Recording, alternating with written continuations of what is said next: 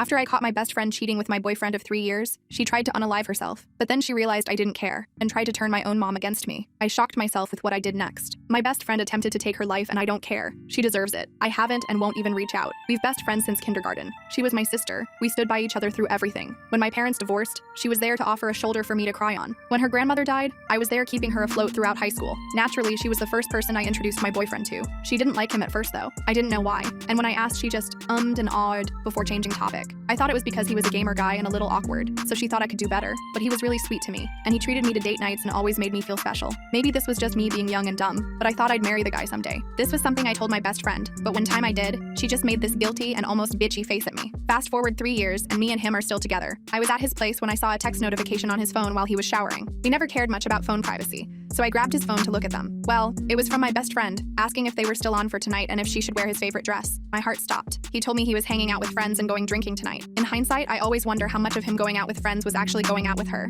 I saved screenshots of their conversations, and of course sent them to myself. When he left the bathroom, I couldn't hide the tears streaming down my cheeks. An argument ensued where I told him he was disgusting. He tried to gaslight me, telling me it was my fault for not looking after my looks, and if I didn't stick my nose in his business, I wouldn't be crying right now. I left his place when he told me that. I was heartbroken, and shortly after arriving home, I started getting bombarded with calls and texts from my best friend. To this day, I have no idea what she wanted, because I answered none of them. However, I did look at her texts, and everything she said can basically be boiled down to, she never meant to hurt me. He hit on her first, it was an accident, it didn't mean anything, and I still owed her $10 for Chipotle. I remember not answering a single text, and after perhaps 15 or 20 messages, she became angry. She began spamming me, calling me dumb, immature, and naive, saying this wasn't how friends treat each other, and telling me I was being selfish for throwing away our friendship. She eventually stopped after a total of 78 calls and 132 messages. My boyfriend was strangely quiet during this time though. He didn't reach out once. It took me a few days, but I finally got my shot together. Well, not really, but enough to send them both messages. I texted my now ex-boyfriend that we were done and I wouldn't give him a second chance. He responded by trying to call me, but after just one attempt, he gave up.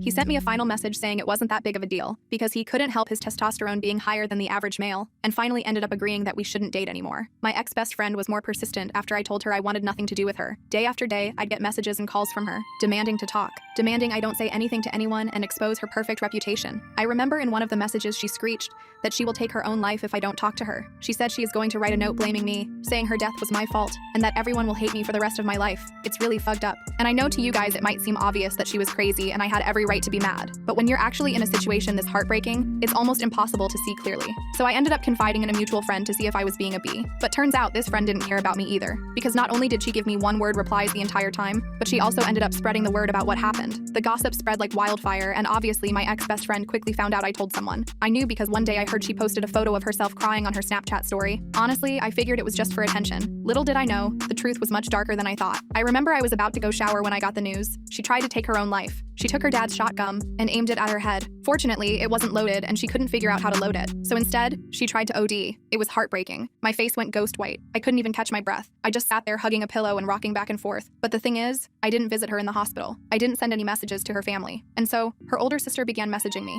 telling me I'm a heartless bee for leaving her at her lowest. I didn't respond to her either, so she took a different approach. She messaged my mom. And that was a can of worms I did not want to open. My mom was a notorious cheater in her own day, and I just knew that she would try to go to whatever lengths needed to justify what my best friend did and get me to forgive her. Update 1 month later. Okay, from now on, I'm giving fake names. The ex-BFF is Nikki. Her older sister is Tammy. Ex-BF is Josh. I'll name anyone relevant as I go. So as you know, Tammy messaged my mom, and as I expected, that led to my mom trying to pressure me into forgiving Nikki. You were right. She came over to my dad's that evening and wanted a private conversation. She asked if I'd spoken to Nikki yet. I said no. I was trying to be as firm as possible because I knew what she was about to do. This is where things started going south. My mom told me to stop holding a silly grudge, and I need to be there for her. To understand what I said next, you have to know that I was sick of everyone taking her side. So when she asked me, why can't you forgive her? I responded with, what? Like how dad should have forgiven you? For context, my parents divorced due to infidelity on my mom's end, and it was far from just a one-time thing, because my mom always believed dad should just forgive her. After 10 minutes of arguing, I decided the conversation was over because we were heading into yelling territory, so I told her to leave. She was just about to head out the door, but then she turned around with her fists clenched. She was so angry that I could see the vein bulge on her forehead forehead. "Mom, what are you doing?" Well, she unclenched her first, but still looking angry as ever said, "I hope you're not as cruel as your father." I'm typically not angry, but this infuriated and hurt me. I lived 50-50 between my parents. They both made sure I had everything I could need or want, but she felt her situation and struggles were undeserved. Dad never helped with bills or payments that didn't involve me. She expected more. Cheaters always do.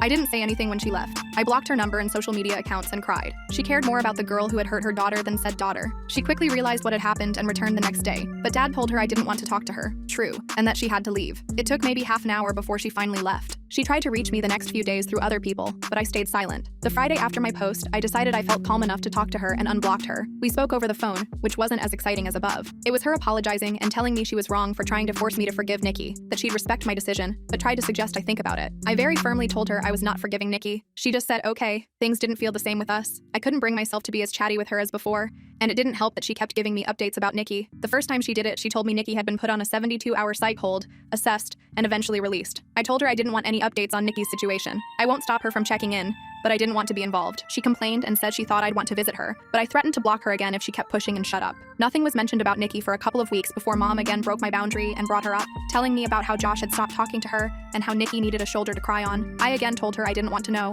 and this was her last chance not to bring her up, or I would cut her from my life. She complained again, but eventually promised it wouldn't happen again. Maybe I should have learned from my mistakes because I know my mother. She doesn't take no for an answer. It was quiet for a while. My friends and I had all carried on from what happened, and even though I know a couple of them still occasionally talk to Nikki, they never bring her up around me or tell her, I hope, how I'm doing. I thought I could finally close this chapter on my life, but nope. Today, my mother called me and asked if I wanted to get lunch. I hadn't seen her in a while, so what was the harm? I head to the Weatherspoons we planned to eat at, and who do I find sitting with my mom? Nikki and her sister Tammy. As soon as Nikki sees me, she gets up and tries to hug me, but I just raise a hand and take a step back, and this girl dares to look upset. Mom immediately knows she's fucked up because she's scrambling with all of the excuses. It hurts to see you two fall apart like this. You were so close. I thought you'd forgive her by now. My favorite. She made a mistake. She misses you. Nikki has been quiet, and I can see Tammy glaring at me. I'm just so fucking angry and upset. I honestly didn't think she'd pull something like this. I wanted to leave and cry, but I looked at Nikki and said, for someone who's made a mistake, she sure hasn't apologized for it yet. She had this guilty look and muttered something about me having her blocked and having no way to. I said, is that all you have to say? She just looked at me, confused. I was done. I turned to leave, and her sister started yelling after me, saying that I owed Nikki a second chance with all the trauma I put her through, while Nikki was begging me to listen to and talk to her. I told them all to fuck off and never contact me again and left. I got out of there before Tammy started a fight and went home. I texted my mom a while ago, telling her she'd better lose my number because she no longer has a spot in my life. Then I blocked her and just cried. My dad's been doing his best to comfort me, but it just hurts so bad that my mother did this to me. So that's where things are at right now. Update 3. This Christmas has been amazing. I spent it with my family and with my dad. I went out on Boxing Day night with my friends to party hard and regret it harder the following day. I'm in a much better place than in December 2023. As of January 2024, I have been in no contact with my mother. Unfortunately, I've not seen her since then, and I've done my best to avoid talking to her on the 3 occasions I've had to be in the same place as her. Not out of choice, mind you, but it is what it is. During Christmas 2023, she had expected that I would spend it with her and her side of the family. Given the events at that time, this was not happening, and my dad told her as much. She lost her mind. She refused to take no as an answer leading up to Christmas. To the point, Dad and I left for my paternal aunt's house on Christmas Eve to spend the night there. According to a neighbor, my birth giver showed up pretty early in the morning to catch us leaving, but was irate to learn we already weren't there. Thankfully, my aunt had moved house quite recently, so my mother didn't know the new address. But we came home to parcels destroyed on our porch the following Boxing Day. There was even a Christmas card labeled to me, but inside was a horrible letter from my mother, describing me as the worst daughter on the planet. That honestly destroyed me, and I spent New Year's a mess. It's difficult cutting off your own mother. I spent half of January 2024 trying to fix things with her, but it came to a head when I realized I was the only one forced to compromise.